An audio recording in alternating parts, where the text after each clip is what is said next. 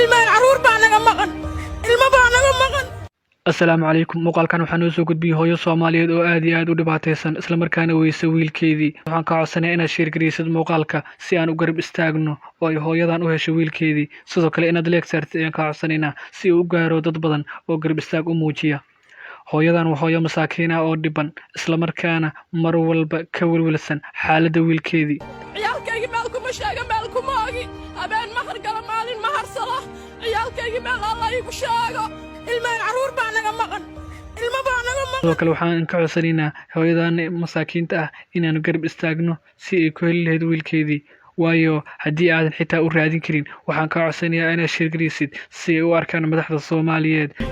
haddii tintaada daadanaysana ka raysatay dahal calasow aawe alaabtii ku socotay alaabtii eber tintaadiba bulbul bay leedahay baashaasi originaal ah gabar duca qabtaahi ka keentay. haddii aad jeceshahay inaad tintaada qurxidid ama aad la dagaalantid cudurrada madaxa gala sida timo daadashada, bidaarta iyo cudurrada kale ee lamid ah, daawadan waa mid kaliya ee lagu daaweeyo cudurradaasi oo dhan.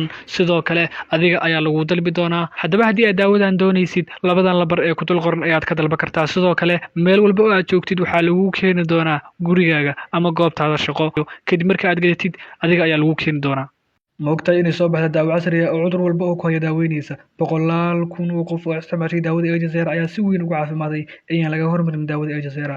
waxaa qaatay oo ku caafimaaday dad 10 sano cudurro kala duwan sariir la saarnay. sidoo kale daawadan waa mid kaliya ee loogu talagalay dadka da'da ee cudurrada badan la nool. haddii jirto ayeeyo ama awoowe ama hooyo qaba cudurro badan oo kala duwan sida dhiigkarka, sonkorta, gaaska iyo weliba laf xanuunka, daawadan waa mid kaliya ay ku bogsoon karaan ayaan laga hormarin. haddaba daawadan casriga ah marka aad gadatid goobtaada shaqo ama gurigaaga ayaa lagu keenayaa ee kala xiriira WhatsApp-ka. sidoo kale haddii aad isku aragto cudurka baabasiirka, daawada Ejazera waa daawada kaliya ee daaweysa isla markaana in ka badan 100 qof oo wadan gudihiisa wax lagu qabo waayay ay ku bogsoodeen ayaan laga hormarin. sidoo kale daawadan waa mid muhiim ah dumarka uurka leh ee dhig la'aantu ay ku dhacday iyo sidoo kale weliba kuwa ay dhalmadu ka xiran tahay ayaan laga hormarin. haddii aad ku fikiraysay xagee daawo casri ah ka heshaa Hindi ayaad aadaamsay Jarmalka. haddaba daawadan casriga ah marka aad gadatid goobtaada shaqo ama gurigaaga ayaa lagu keenayaa ee kala xiriira WhatsApp-kan oo hel daawo tayo sare leh isla markaana cudurrada ku haya oo dhan aad kaga bogsootid. mahadsanid.